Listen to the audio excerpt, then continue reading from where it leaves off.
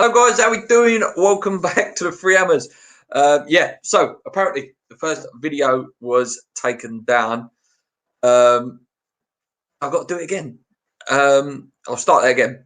Right, so if you've just joined in, apparently the first video was taken down, guys. So sadly, or maybe happily for you guys who like watching, I've got to do it all again.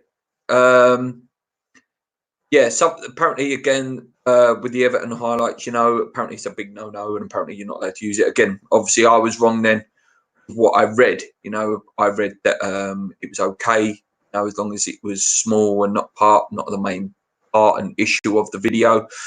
So here I am again. Thanks for anyone who joins in. Like I say, this is take 2 of All the Gear, No Idea. Probably won't be as long, obviously, because I had a really good interaction with you guys earlier. And I do apologise, guys, if you did tune in and watch earlier. It was a really good show, and I really enjoyed interaction we had, and we discussed some good stuff. So if it does feel like I'm repeating some of the stuff I've gone over, I do apologise. Hello, Chris. Welcome back. So yeah, that's why I'm here again, because the first video was taken down. Like I said, it's just such a shame. It's such a shame because it's a really good video. I just watched it back before, like Paul sent me a text saying, "Oh, the first video has been taken down because copyright thing with the Everton game." So yeah. So I suppose that's the best place to start, really, the Everton game. 1-1. And if you've seen this already, it'll be a little bit repeated, but the Everton game, 1-1. It was okay result. Any time other in the season, this would have been a really, really good result for us. But we need 3 points on the board massively. Good performances from Snodgrass and Zabaleta. Diop and Ogbonna were really, really good. A good goal from Ogbonna as well. Diop as well. And obviously the poor goal that we conceded from the corner, Luca Dingy swung it into Calvert-Lewin. And it's just a shame. We couldn't capitalise on some of the chances we had. We had some really good chances. We had the Fonel's header. Haller went through early in the first half. But yeah, it just wasn't to be. And sadly, that's the way that's gone. It's a little bit quicker than what I did earlier. But gutted I missed the first one. Yeah, it was a really good show. And actually, that bit that's been claimed, it was tiny. And the highlights were really choppy and horrible. It wasn't even that good. It was just really that. It's a shame because the rest of the video was so good. We had really good conversation about the scouting, really good conversation about transfers and where we think the club's going and the protest and stuff like that. So it is a shame. So yeah, I will touch on the protest again. Obviously, Moyes said that. Moose was saying that, he reckoned only 200 people would turn up, and it looked like, 2,000-3,000 people there in the end. And it's definitely the start of something, it really is the start of something, and it looks positive. Aslan, again, hi, Luke. Due to the highlights, I guess. Yes, sadly, it was the Everton highlights that made the video be taken down, which is such a shame, as I say. Thomas, did you read the statement released this morning by the chairman? No, I haven't. Let's have a little look at that. I will be going over the Leicester game again very, very quickly because obviously I want to have some sort of preview out there. So again, if it is slightly repeated, the stuff in regards to what you might have seen earlier in the day, if you did join me, do apologise, guys. So yeah, I'm going to look for that chairman's statement. I'm just going to go for the Leicester game very, very quickly. So the Leicester preview, currently sit third and can move up to second with a win against Burnley today. Vardy 17 goals and Maddison 10 goals. Real danger players. Big fan of both of them. They're a fantastic football team on and off the pitch. Very, very well run football club. And they did beat us 2-1 at the London Stadium earlier this season. In terms of the way they line up, usually, like I say, they line up like this. Usually, obviously, Tillemans and Ndidi are the big ones there that that are not in that starting 11. This is the starting 11 that played against Southampton that lost 2-1. They did lose their last game 2-1. Southampton, a team they beat 9-0 earlier in the season. So maybe this is a tiny little blip for them. They're playing Burnley later on, a game I expect them to win. Someone in the live chat earlier when I did this show earlier said that, you know, they've got a big semi-final coming up and that could enter our hands a little bit in terms of the game on Wednesday night.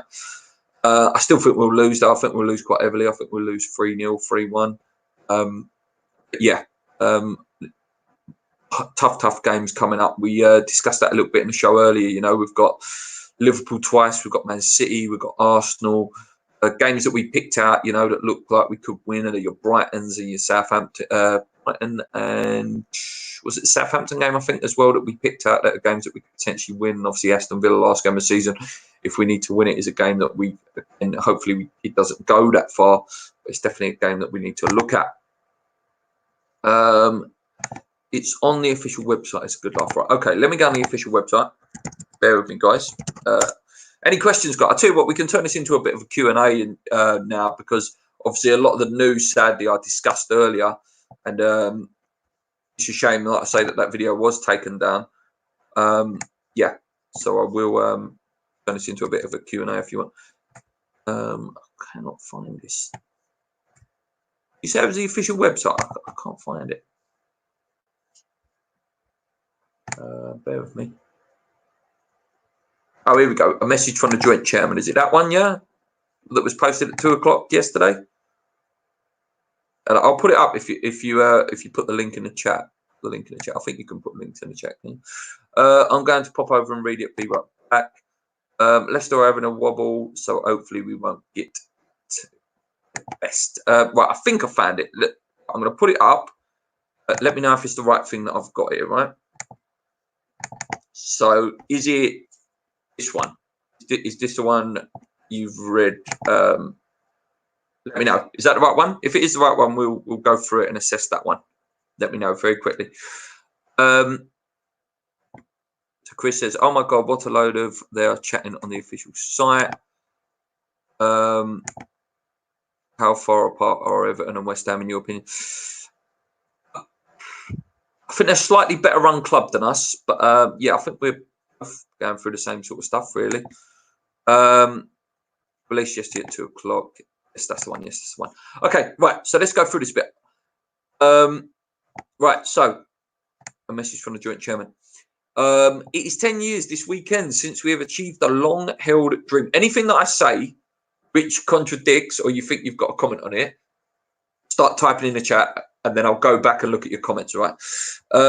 As a lifelong supporter of this magnificent football club, a lot has happened in that time, some of it good and some of it not so good. There is one thing that remains exactly the same as the day we walked into Upton Park. Now, that is our determination and desire to bring success to this football club. We would love nothing more than to talk in these pages about all we have achieved on the pitch. But despite our best efforts, we have not made progress in football sense we hoped for all and expected following the move to the London Stadium almost 4 years ago. We accept that mistakes have been made and that there are some things we might have done differently, but that doesn't take away the fact that a lot of people at this club are working extremely hard every single day to move this club forward in the right direction, and we will be doing the same to reach our targets. Overall, we believe the club is in a far better position than it was 10 years ago. Not everyone will agree with that. Maybe we're better financially, but we're not better as a football club. Our decisions, and we have some regrets, including the appointments of some managers, but we feel we have the right one now with David Moyes, and we are confident he would do well for us. What we truly believe is that we now have a platform to be successful in the long term. We've spent 210 million net on the playing squad since the move to the London Stadium. Only the move allowed us to do that. And yeah, let's put in the picture of Trevor Brooking so we can't get angry. Typical them. We spent 10 million recently on training facilities, including 4 million on the Chapel Heath, and it is an excellent environment for our young players to improve. We're proud to have developed such as Declan Rice, who was obviously made his senior England debut, Connor Coventry, blah, blah, blah, blah, blah, blah, blah. We have the cheapest tickets in the Premier League, blah, blah, blah, blah, blah, blah, blah. We have the highest number of season ticket holders in London. We have the 7th highest attendance in Europe and a capacity of 60,000. Blah blah blah blah blah blah blah blah blah blah blah blah blah blah. That's all that deserves the rest of that article. In fairness. Okay.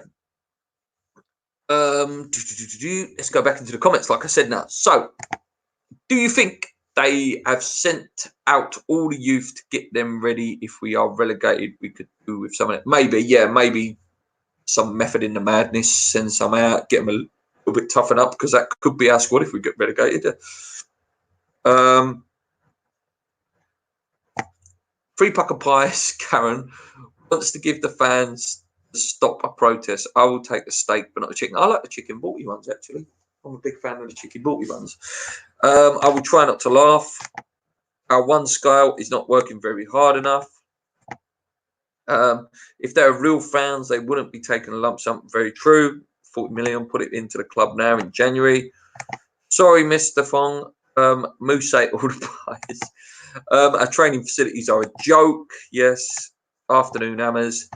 Can someone work out the income and outgoings for the past 10 years to see how much money is missing? That would be very, very interesting. And if anyone is prepared to do that, you know, and give me the information, I'm more than happy, you know, to make a video on that if someone's willing to go and do that.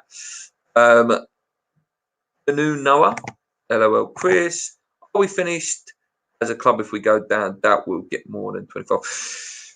It's scary, Noah. The thought of going down, I have to say. I can see us being a bit Leedsy if we go down, you know, and not come back up for a good 10, 15 years. A lot of those players will be out the door as quick as they can get out the door. And then you look at it in terms of the squad players as well. Is there much there? Would you be confident that there's a team there that could go straight back up? Not me personally. I think even less money would be spent then on the team. So yeah, it's very, very dangerous for us if we go down.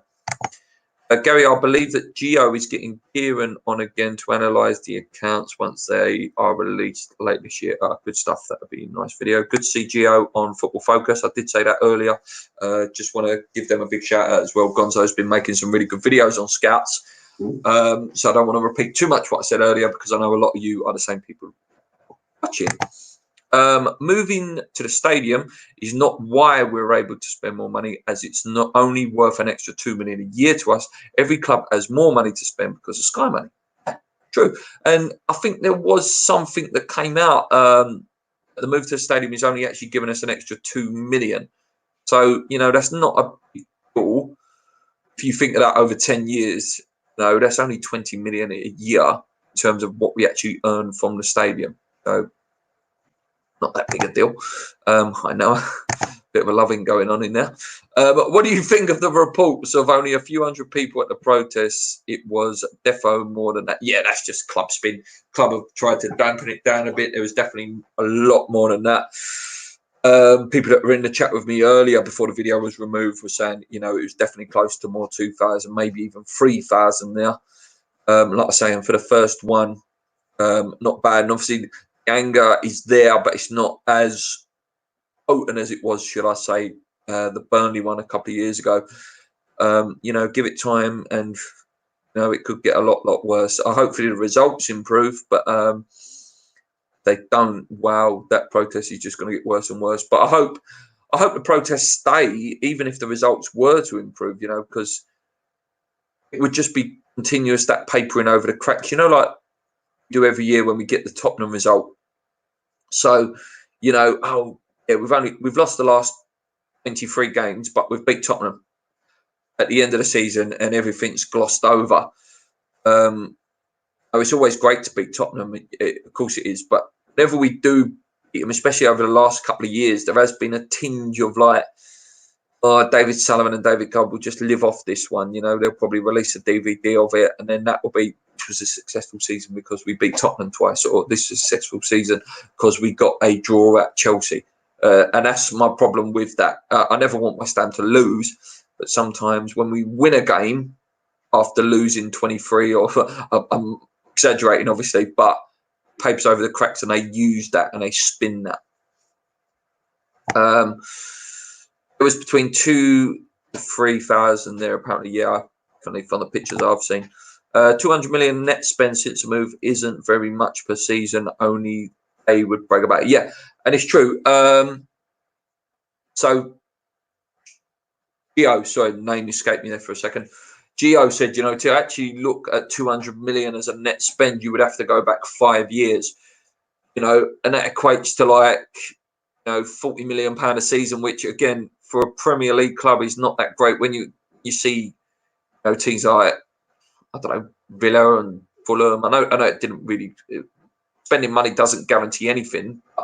You look at their spending hundreds of millions of pounds, and we've done it 2 years, for example, or maybe 1 year we spent 100 million, and the rest was 40 million. It's, you know, you're not going to achieve these targets or these promises that, or overly ambitious promises, should I say, that David Gold put out there. You know, Thomas, for anyone who wasn't with us earlier, put a really good question to me, saying about how much does he think we need to spend, or how much does he think David Moyes would need in the summer to revamp this squad? And I said, if it was to be a massive overhaul, it would be something around the 200 million mark, which he's not going to get. To make statement and get us a little bit more solid, I was looking at more sort of 150 million. That would be a 50 million pound striker, a 50 million pound box to box, 225 million pound fullbacks, a left and a right back. So yeah, that's the sort of money we need to be spending every year. And then you go again the next summer and you spend another 150 million. So it'd be like, okay, we're going to go and get a 50 million pound right winger and a 50 million pound centre back and a 50 million pound attacking midfielder, for example. That's how you progress. And then hopefully you promote some youth. And then if you do have to sell players like Diop or even Rice, say in the next couple of years, say Rice goes for 70, 80 million in a couple of years. This again, if we stay up, you know, with that 80 million, you reinvest it and do what Leicester done, for example. But if we go down, God knows, Rice ain't going to be worth 50 million pound then, is he? You know, no doubt there's something in his contract. Gio on X Factor next. Regardless of if the results get better, the protests need to stay to continually put pressure on the incompetent ball. Yes, exactly. We all want us to win. We all want us to be successful. Yeah, like I say, those protests need to stay. It's deeper than the results. You know, this is just the way the football clubs run. I touched on it earlier about the scouting system, and like I say, credit to Gonzo for educating me on this. So apparently the club only has agents at the minute that get players. Again, a bit like a Sunday League team with, you know, when you get a ringer, like, oh yeah, can you play right back for me? Because this one ain't turned up today because he's a bit drunk. So what David Sullivan does is he rings up these two agents. The first one's called Barry Silkman. The other one, name escapes me. So ring up Barry and go, Barry, got any right backs? Got any goalkeepers on your books? I think Darren Randolph is on his book. And that is our scouting system, basically. So it's who these agents have got at the moment. Where, again, and again, like I touched on a little bit earlier, that there's no coincidence why we're continuously linked with the same players, because it's only the players that these geezers have got on their books, not scouting project where, again, credit to Thomas, you know, picking up names like Aarons and Ezzy or whatever his name is. The reason we're not getting linked to these players is because our scouts ain't there watching them. You know, we can see it and pundits can see it, but they're not seeing it. Thomas says, get Kieran Maguire on the show. He'll give an eye-opening fact about the club's finances and Golden Sullivan's spin. Is he on Twitter? Do you know? If he's on Twitter, I'll try and get in touch with him, get him on a show in a couple of weeks' time. Be nice to have that sort of insight. I can't see Haller standing. Yeah, did touch again. I'm going to keep saying touched on it earlier. You'll get bored of me saying it, but I did touch on Haller.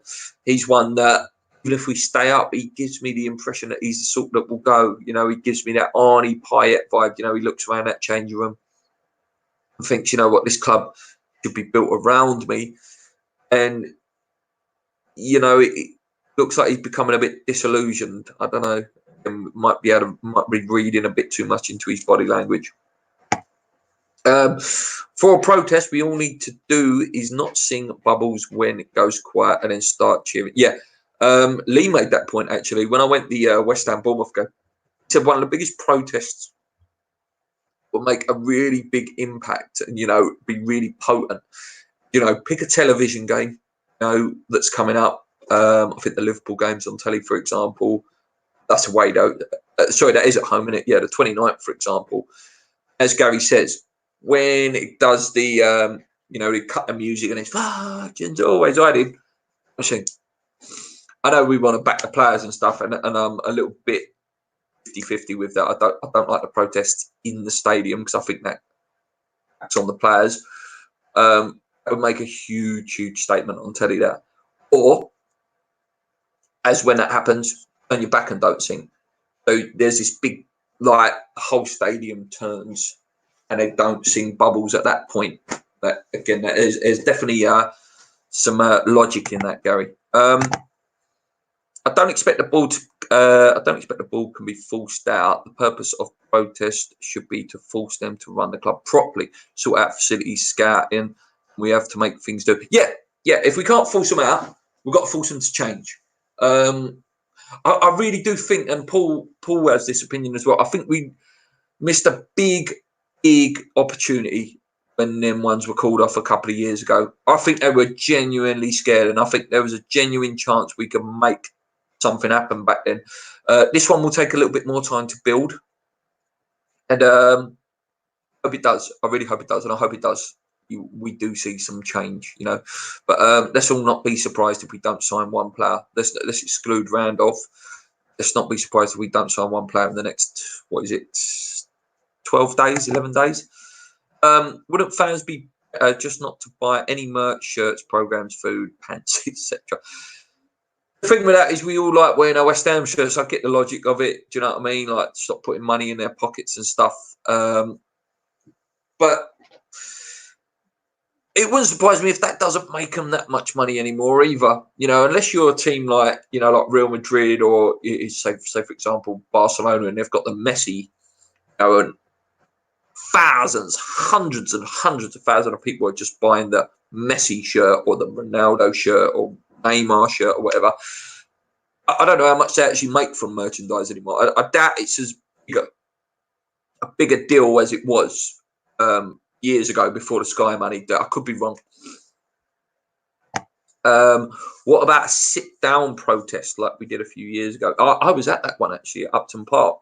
Is that the one you're talking about at Upton Park, where we all sat down in the car park when it was like we wanted Terence Brown at the club? That might be the one you're talking about, because me and Paul were actually at that game, and we all stayed in the car park. You know, we want Brown out, say we want Brown out. I think it was something like that. I was very young then. I was probably only about 17, 18 then. Yeah, I do remember that night. So yeah, there's a lot of things festering at the moment, should I say, in regards to the protest. I'm definitely for it. My opinion, not the Three Hammers' opinion. I'm very much like, again, I'm repeating stuff. If people have seen this already, I'm very much like Ryan from West Ham Fan TV. I watched the post-match pint in their new venue. Really good video, guys. If you watch this, I doubt you do. But he said, you know, he's been balled out since probably the move. You know, that first year when we had that real chance to push on as a club. After last season at Upton Park, we were so good. They're one of the best players in Europe at the time. It was our chance to go and, you know, go and get a Lacazette, go get this one, that one, that one. And they didn't. That was their big opportunity. There was such a good feeling around the club at the time. Everyone was excited about the move. And they flopped. They missed that chance. You know, we're never going to get that chance again. That unknown feel-good factor that's gone now, sadly. Yeah, so I'm very much balled out now. There's too many broken promises. There's too much spin. I don't fall for it anymore. I'm guilty. You know, I was sort of over the last sort of 5 years or so. You know, I've been a bit more educated, done a bit more reading, watched a few more videos on the board, and you realise, you know, fell for it. You know, we fell for that video. We fell for the Ray Winston video. We all fell for the next level. We was all thought, you know, what we're going to become. I'll admit it. In work, I said in 5 years' time we'll be a bigger club than Arsenal. How thick do I look now in work whenever that's brought up in banter? But it wasn't to be. Problem is that they think they are doing a good job. They're outdated. Old Sam, they spend $2 million on training ground. Yeah, that would have been great in the 80s. Other clubs are spending £100 million.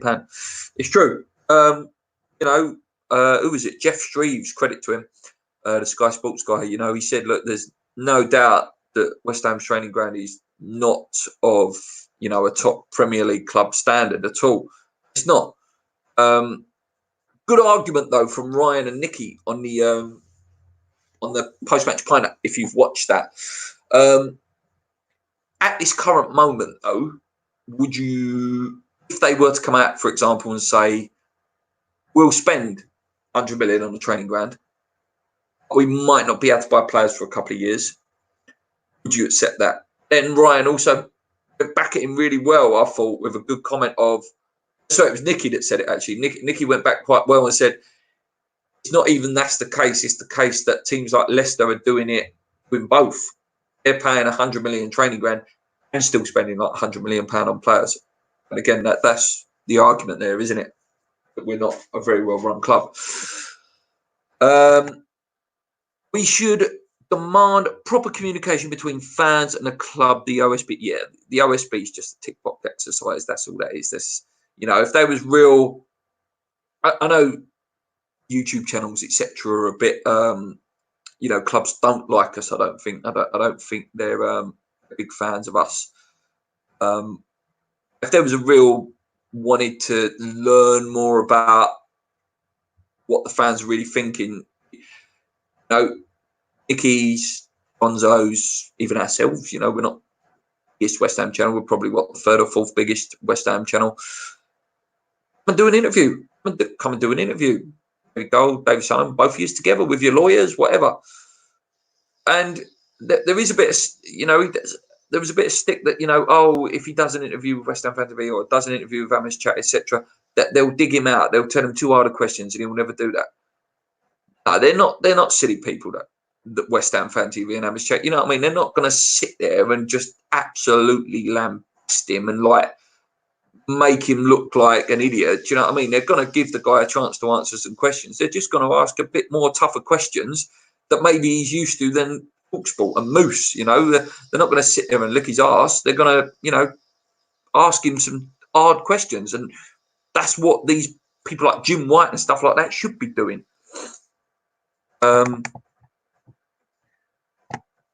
We need to stand on the corporate side and sing outside the ground so they can see it. Be nice. Ask what difference from Brown out, from Brady, Gold, and Sullivan out. No different, mate. A lot of us fell for it, Luke, because we wanted it so badly to progress as a club. So you're in good company. Plenty of us feel stupid now. Yeah, listen, me and Lee went down to that shop in Westfield, watched the Ray Winston video, got the photo done. I put on the silly jester hat, you know, thinking I'm going to be around the stadium forever with my picture like this. Even that didn't happen, did it? The rap. And I come out there like, wow, this stadium's bloody amazing. And I keep referring to the post-match point, like Ryan said it about the Gonzalez game. So that was the first official football match there. I'd like someone, like, be honest, when you first walked into that stadium for the Gonzalez game with all the lights on, you know, and you walk up them stairs and you walk in, who wasn't taken aback? Before, you know, all the cracks started showing, like, oh, look at that bit of scaffolding, look at the carpet. When I first walked in, it was like, wow, it's like bloody walking into Wembley, this. You know, like walking into a concert. Yeah, after that first season, like I said, I've not had a season ticket since that first season. Some of that ties in with Lee going to work abroad, so I didn't have no one to go West Ham with, and I didn't want to go by myself. Yeah, I've not had a season ticket since that first season at Upton Park, first season at London Stadium. You know, I'm wanting one back. I do have to say, and it's not a cost thing at all. I I'll be honest, I did become a bit disillusioned with it. I wasn't enjoying the experience as much as I did at Upton Park. You know, at Upton Park, and let's not be just all nostalgic here. Listen, there's been some terrible games that I see at Upton Park. Some of the Sam Allardyce stuff. Jesus Christ, I remember like going to Lee at half time, like, oh my God, I need something to happen in this game. I'm falling asleep. And you know, sometimes the atmosphere could be a bit flat at Upton Park. Again, let's not kid ourselves and pretend that it was some amazing atmosphere every single game. There were games there where it was really quiet. I just enjoyed the experience a lot more. You're closer to the pitch. You know, some of them night games you could get right in the opposition's face and stuff like that. But yeah, we did all buy into the dream of, you know, we was prepared to go to the next level. Did you know Brown was still on the board? Yeah, apparently he owns, I think it's like something like 5% shares in the club, something like that. You can bet they have got someone watching them all. Don't worry about that. Oh yeah, probably is, mate. There probably is someone watching it. I reckon someone definitely watches West Ham Fan TV and Hammers Chat, definitely, and that gets fed back to the board. I know that when we first started this channel, obviously, if you go years back, maybe 4 or 5 years back, we had Jack Sullivan and young Dave Sullivan on the show. You know, when there was very the social media stuff was out there. You know, when there was very like engaging with channels and stuff, and they was going on X's podcast and things like that. And I know Jack said he used to watch our channel quite a bit because we were positive. And like, and I say that's before the move. He came on the last year at Upton Park. You know, all high. The ball wasn't getting anything then. Do you know what I mean? Because we were all on such a great high, such a fantastic season. And obviously we were positive then. You know, we were saying, oh, yeah, you know, you've done a great job. And we all bought into that dream like, yeah, you know, your dad and Mr. Gold are taking us to the next level and it's going to be brilliant. I look back at that podcast now. I watched it again recently, actually. I watched it back to see what I was like and what me and Paul was like. I watch it back and I'm quite impressed by it now. Like, and think, no, I wish maybe, you know, it's all in hindsight, we would have been a bit tougher with them. You know, a little bit more like, what is the plan? What actually have you got in place? Like, what are you going to do with the scouts? What is your plan? What are you going to do? How are you going to achieve these 10-point plan? But listen, hindsight's a great thing. And at the time, it was all for it. Do you know what I mean? Our ball is run by the trotters. I think Del Boy would do a better job, to be honest with you. I'm down the front. My view is good. It should be put forward. I say that we impede the views from upper tiers. I don't know. You know, if I had a wish list of what a new owner would do, the first thing a new owner would do, and let me know, you guys, when I repeat this.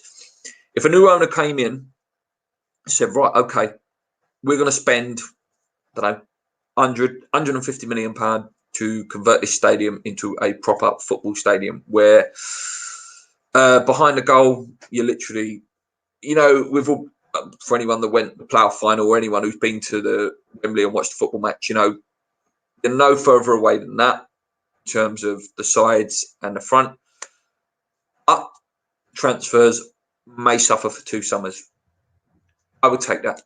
I would make that stadium a football stadium, you know, more of an intimidating, what do you want to call it, a cauldron. I would take that. I would. With week games, under lights at Upton Park was special. One I think about still is the playoff game against Ipswich when Everton scored the screamer. The London Stadium will never recreate that. Yeah, that game. I was working in Mallorca then, me and Paul, and that is. I remember we nearly got sacked that night. So Everton scored the goal when we was working in a bar in Mallorca, and obviously the bar we was working at the time was called the Magaluf Show Bar. It's where we first started off, basically, and there's a show about to come on afterwards, and we was like, no, the show is not going on until West Ham's finished. And then Everton scored that goal. We're like, yeah, you know, giving it all the effing and blinding and running on the stage. It was just us 2 in there and all these families around us. Yeah, that's one of the maddest I've ever gone for a goal, just me and Paul. The closest I've seen the London Stadium, that sort of atmosphere, is when we beat Tottenham, Lanzini. that night was great. We stopped them sort of, stopped their. They weren't going to win the league, but we sort of officially sort of stopped them in their tracks that night. That's the closest I've ever. If you go back, we did a vlog on that, and I even say like, yeah, this is what this stadium needed. Like it felt like we arrived at the London Stadium that day, but too far and a few and far between games like that at the London Stadium. Jack, I think, does care about the club. If he does take over, it may or will change. Who knows?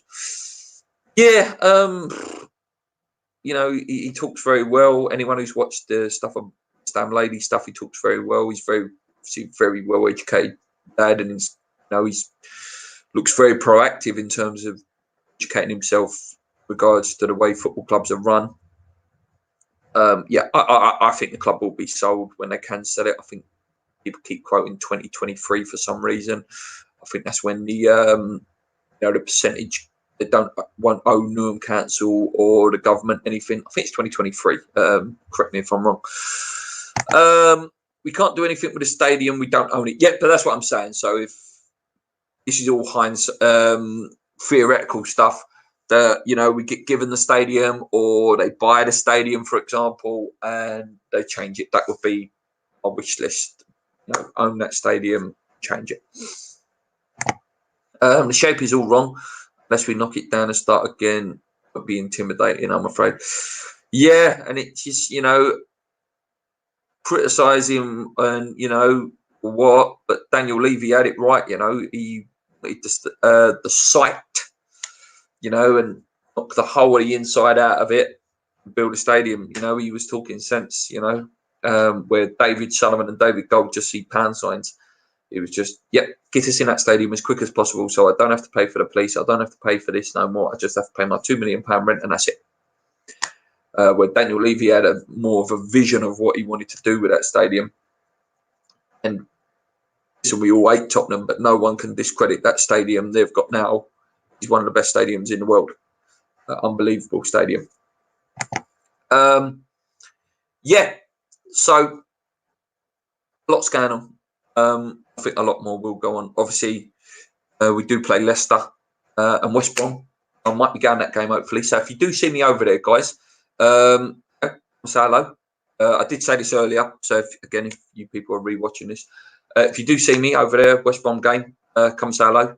It'd be nice to meet some of you guys. It's put a face to a name. Who's Gary Page? Who is DJ Blokey? Who is Thomas Longeran? It'd be nice to see you guys. I might try and get on the boats, actually. I've been on the boats a couple of times. Real good laugh. I had a real good beer with Gonzo and Gio. God knows, about 3 years ago. Real good laugh. It was really good to actually meet them in person, have a good drink with them. So, maybe I might go on the boats that day, actually. So, I'll let you know. Let's have a look here. Back in the comments. Do apologise, guys. What do you think about the cup game? I think it's going to be tough. It will be tough. Slav will want to prove something to Golden Sullivan. They're having a really good season as well. Got a good team now. It's going to be tough. It is going to be a really tough game. And if the Leicester game doesn't go well, I know obviously the game. The reason, even if the Leicester game doesn't go well, which I don't think it will, game after West Brom is Liverpool, which is basically a free hit. So, if you lose, you're expected to lose. If you win, Jesus Christ, party time. So the West Brom game, you've got to go for it. You've got to go for it. You've got to play and a good team out that you think are capable of beating them. But it's going to be tough. It's going to be really tough. They're going to want it. And it's whether we, with that same energy and passion that we see in the Bournemouth game. So, it's going to be a real tough game. We'll talk more about that in the podcast on Thursday. Graham from Knees Up Mother Brown will be joining us on Thursday. So if you've got any questions for him, comment on this video. Obviously, the video I did earlier has now been taken down, sadly. So, comment on this video if you have any questions. I think they're waiting until they can buy the stadium for peanuts because it's costing the taxpayers too much money. Yeah, there is that argument. There may be that argument that they're waiting until given it then they'll sell it. I don't know. Some people think that we will be giving it. Other people think that the government will be stubborn, or like the Mayor of London and Sadiq Khan, as it currently is, will be stubborn and sell it to another holding company. What holding company would take that on? What holding company's going to take it on? It makes so much more sense to give it to West Ham for free or a nominal fee, and we take it on. That's what makes sense in the long run. Be interesting to see how long that goes on for until we do actually own it in some sort of way. Do you know when they are putting the seats close to the lower tier? It's all gone a bit quiet, as there is talks, obviously, of the seats behind the goals getting moved closer because the roof wouldn't cover the seats, and they were saying that if fans are happy with, if it is a wet game when it rains, that they don't mind if they get wet, and they're all for it. So let's see whether that rumour comes alive again. Any news on Joe Cole coming in? Apparently, I think it was X's podcast said about, he has got his coaching badges and that now, so he is ready to go. Whether it happens or not, who knows? But I'd love to see it. I love Joey. I say it every time on here. Joey's one of my favourite players ever. He's one of the ones that hurt me the most. He left for Chelsea, so yeah. Loving all the chat, guys. Keep it coming. Like, any questions? Questions, Q&As, anything, any funny questions, any either or questions, keep it going. It's a chance to just have a little laugh with you guys now, because obviously I've done most of the West Ham content. Will be interesting to see if Slav plays his strongest team or not. On one hand, he wants to beat his old club, but on the other hand, real priority is getting promoted. It's true. Premier League's bread and butter for everyone. Premier League, where's the money at? And if he does get him back in the Premier League, it becomes a wanted commodity again. He gets his career back on track. He all of a sudden, he's a guy capable of getting teams out of the Championship. He's a good coach. I feel really sorry for Slav. He was stabbed in the back a little bit by the board. He didn't help himself. He was a bit too nice with the players. I think he could have done with having a bit of a nasty streak in him. Yeah, he will want that more. He will definitely want to be back in the Premier League, back against, your Peps, your Jose's, your Jurgen Klopps. So maybe they've got more than one eye, or an eye and a half on the promotion rather than the FA Cup. Going to have a job selling a stadium that's making a loss. Yeah, it's true. What would you say if they take their 40 million a season? They will do, but it will be disguised, I reckon. There'll be something that happens, we tried, we didn't sign a player and all that crap. And then somehow the 40 million will come out and not be spoke about. And then it will come out in the accounts and then we'll all go off on one again. That's what I can see happening. Do you enjoy LS or Upton Park more? Why, how and when? Upton Park more. It's spiritual home, It's... why I fell in love with West Ham. The first game I ever went was West Ham versus Nottingham Forest, I believe. 2 goals from Robbie Slater. It was either 2-0 or 2-1. Can't remember. Do you know what? I think it was a goal from Robbie Slater and a goal from Tony Cottee. I have to research that. It's just, that closeness to the pitch, and it's history. It's the history of it. People have been sitting next to each other for years, 50 years. They've been singing with each other for 20, 30 years. Closeness, like when the players turn up, you can meet the players. They come in, and I used to wait by the car park, and meet players and stuff. It was brilliant.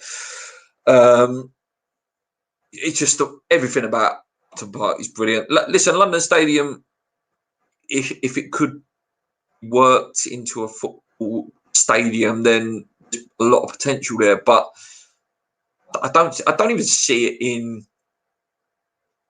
20 years, that stadium changing. No, I think this is something that happens, when I'm an old man. I'm like 70, I'm probably still doing this podcast. Before anything changes in that stadium in terms of actual seating and stuff. I could be wrong, and I hope I am wrong. Wouldn't it make more sense to extend Extend the pitch if the seats can't be moved. Yeah, I don't know what the rules are, mate, in terms of our big Premier League pitches. I know it has to be a certain size in regards of small. I don't know how it is in terms of big. And I think Thomas has gone on to say there. Pitch size have parameters, and ours is already close to the maximum, so it would make no real difference. Yeah, so Tom's just sort of summed up what I just said there. Yeah, and he says, fair point. Yeah. Anything else, guys? Anything else you would like me to talk about? Is your opportunity now to, you know, put anything in that you think would be a good little topic to sort of finish on. In regards to West Ham news, not much going on. Apart from the protest stuff, it's just a lot of stuff is just about the protest and things like that. Obviously, we've covered all of that. Transfer news is non-existent. I'm just going to go on Google very, very quickly and see whether there is anything we could touch on. It's just all the West Ham Everton stuff, and I think a lot of that has been discussed. One good thing that has come out, guys, actually, since I did the video this morning, Antonio apparently will be fit now for Wednesday. X has put that out, so that is some good news for that game. Pace he offers us is a goal threat, so yeah, let's just hope it doesn't break down again. We need him so much now. Between now and the end of the season, we need him so much. They could move the pitch closer to the culprit and knock down and redevelop the other side. Yeah, there's an argument for that as well. I don't know how it works. Where's the win this in the ball? I don't know how it works. Again, I'm not some stadium engineer, so I can't say I'm an expert on how the workings go of the stadium. Gary also says Curran Hugh drives me mad. Yeah, you know, there is an argument and a constant rumour, you know, that they are the mouthpiece of the board, and I think there is, you know, heavy case that they are. This is my opinion, not the Free Hammers' opinion. And I don't want to create some big social media war or whatever, but yeah, I can't say they're my source for news, should I say. I use Hammers Chat, X, and obviously West Ham Fan TV as my source for West Ham news. I wouldn't say I use Curran Hugh as my source. Do you think Moyes will do well enough to earn a new contract extension like he says he wants to stay? Hope so. So that if he gets extended, that means he's been a success, and it means West Ham are doing well. So I hope so. I really do hope so. There are question marks over his substitutions. You know, sometimes he waits a little bit too long. Sometimes the players that he takes off is a bit questionable. But yeah, I hope he does succeed. I quite like him. I think he offers a calming influence on us, and he's come in both times in really hard times and when protests are going on. And the West Ham's patience with the ball is at a low. So yeah, I hope he does. Currently, Hugh are bald shills. Won't touch them. What happened to the LLDC go out of business and the owner don't pay the grand? Where do you think we play our games if that happens? Who knows? Be out of a home, but I don't see how we can ever be out of a home when we've got a 99-year lease. I don't know. Again, I'm not a conveyancing lawyer. What happens in that situation? You know, when you've got a 99-year lease and the business that owns the company would it go into like an administration? Would the government take it over? Would the bank take it over? Not sure. I'm not sure on that one. Good question. What changes would you make for Wednesday? Vex's news. Lanzini out for me. Fono starts. Antonio's got to come in for the pace. No, I'd rather start him and take him off, and bring him on.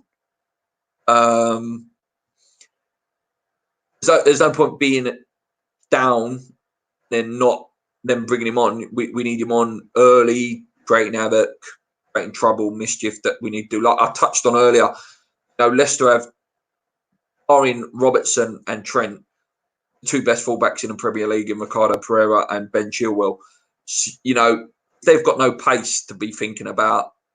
They may as well just, you know, put their slippers on and lay on a sunbed for 90 minutes, because they're not gonna threaten them with the players we've got if we haven't got the pacey players out. So Haller and Antonio potentially up top as a two. Bring Funnels in for Lanzini. I think I would start 4 at the back if Fredericks is not ready, because I think Zabaleta had a good game. But if he is to go with wing backs, then I wouldn't play Zabaleta. I would play Antonio at right wing back. Some good things to play with there. Would be a grand share with Charlton. They owe us one. Oh, can you imagine it? Imagine if we end up sharing with Tottenham. That would be funny, wouldn't it?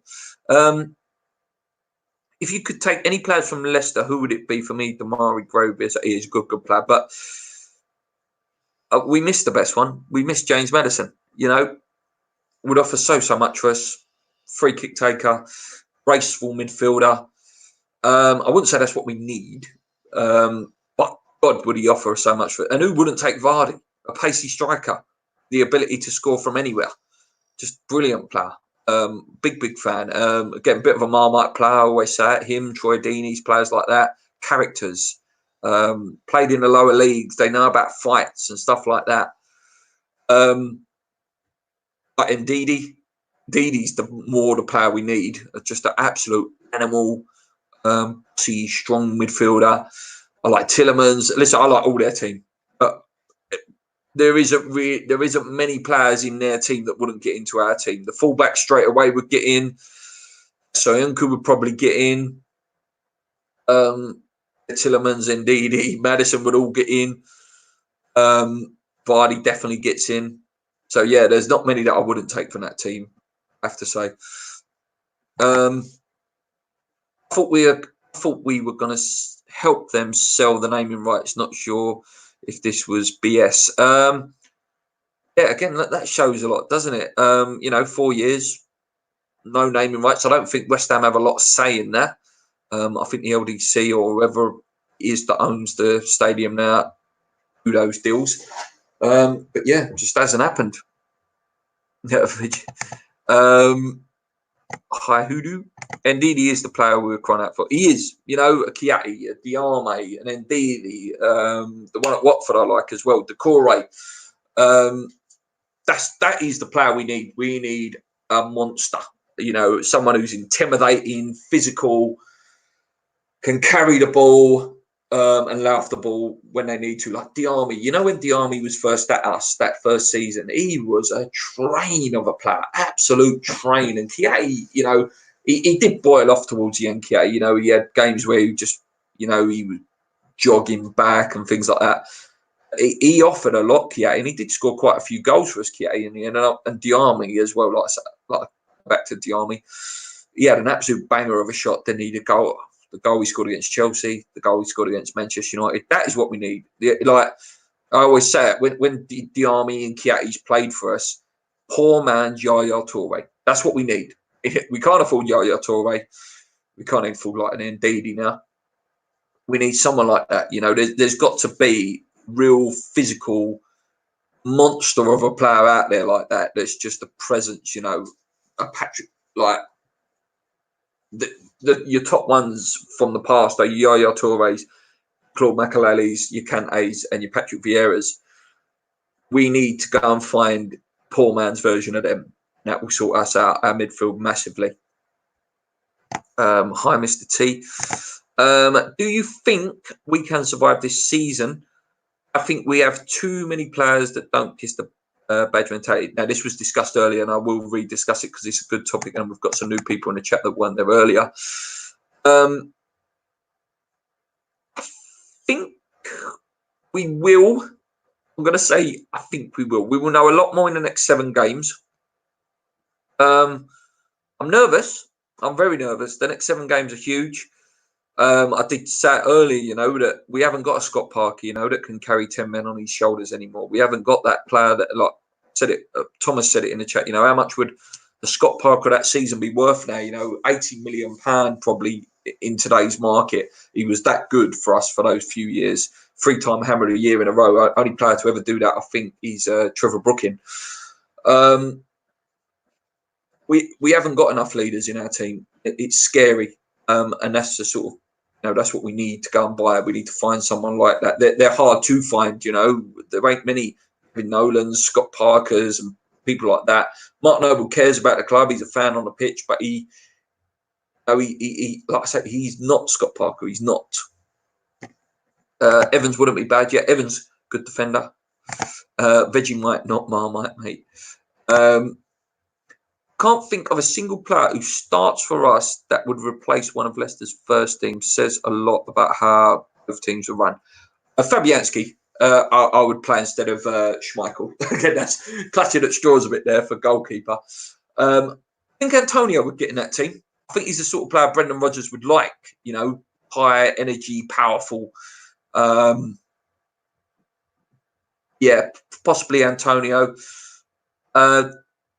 Maybe there's a case for Bonner and Diop in front of Evans, maybe. I don't think Rice gets in front of Ndidi. Obviously, Noble doesn't. Snodgrass doesn't. A fully fit Felipe Anderson, would he get in front of like an Jose Perez potentially? Yeah. Yeah, good point, Thomas. What players stay if we go down, and would Moyes stay? I think Moyes probably would stay if we went down. In terms of players staying, I think Fabianski would stay because he's the wrong side of sort of 30 now, and he. I think maybe if you got him fit, someone like Winston Reid would stay. Fredericks would stay. Noble would stay. Snodgrass would stay. Just going through the team. Perhaps someone like a Jetty, if he was there, would stay. And then, Rice would go, Anderson would go, Haller would go. I think Cresswell would be picked up by like a promoted team potentially. Diop would go, Bonner would go. Bueno maybe would stay. Maybe the sort of player that would stay. Just going through the team now. Funnels, I think, would go. Lanzini would definitely go. So, there's a lot that would potentially be out the window. Not a lot that would be staying. If you could have an interview, I assume that it's meant to say with anyone. So, if you could have an interview out of Moore, Di Canio, or Noble, or Joe Cole. Listen, the obvious one is to say Bobby Moore, but I didn't see Bobby play.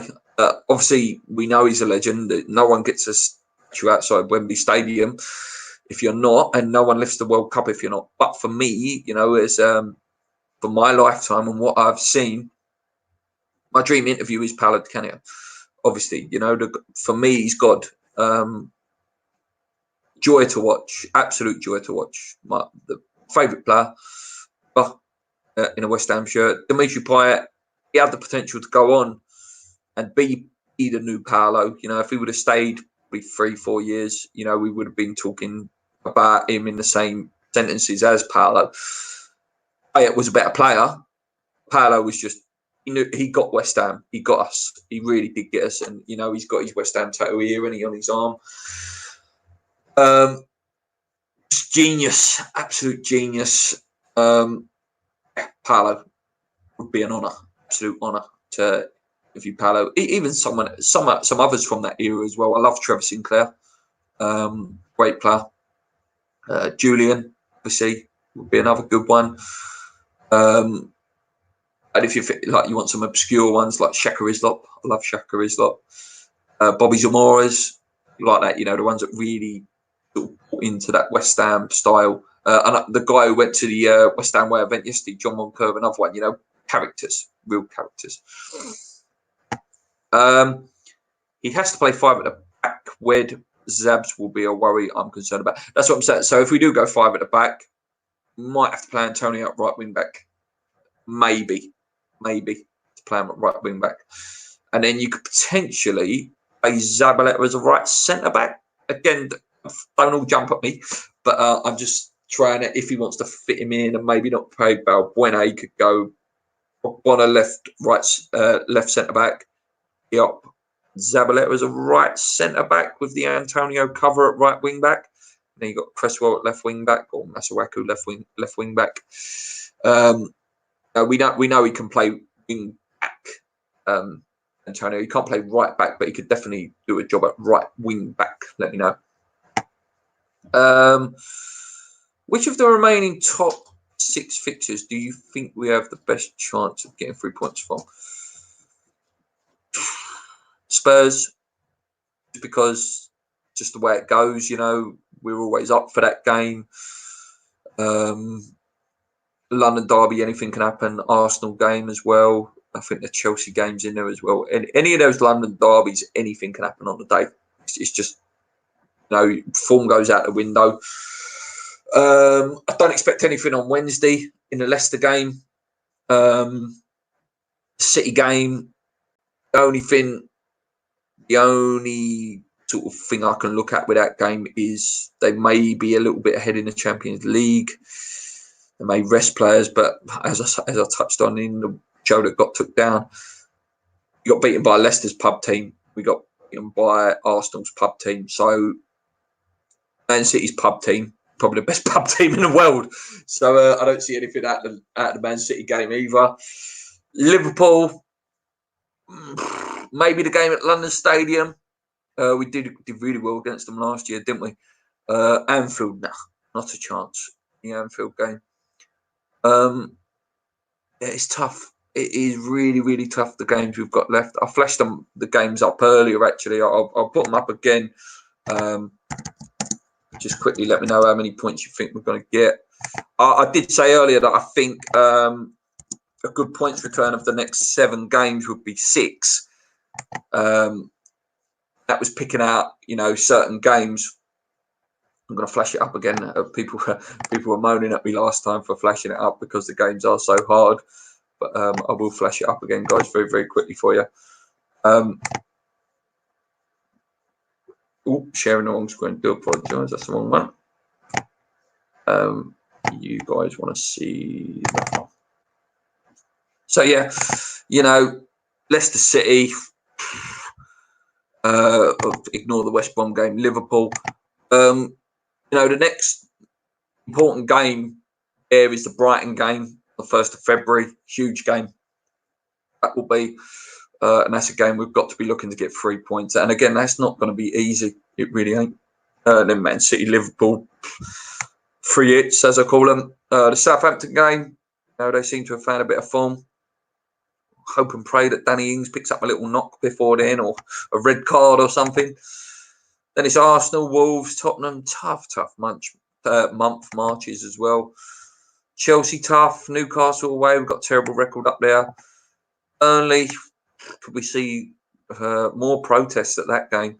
How late that's going to be in the season. Norwich, Watford, winnable. Manchester United, Old Trafford. Depends what they're doing. Whether they've gone far in the FA Cup or whatever, or whether there's a chance for them still to get in the Champions League. I think it depends on that. And the Villa game. Let's hope it doesn't go that far. So let's hope we're not waiting for that game. Basically. Let's go back in. Okay, no, nothing else in the chat there.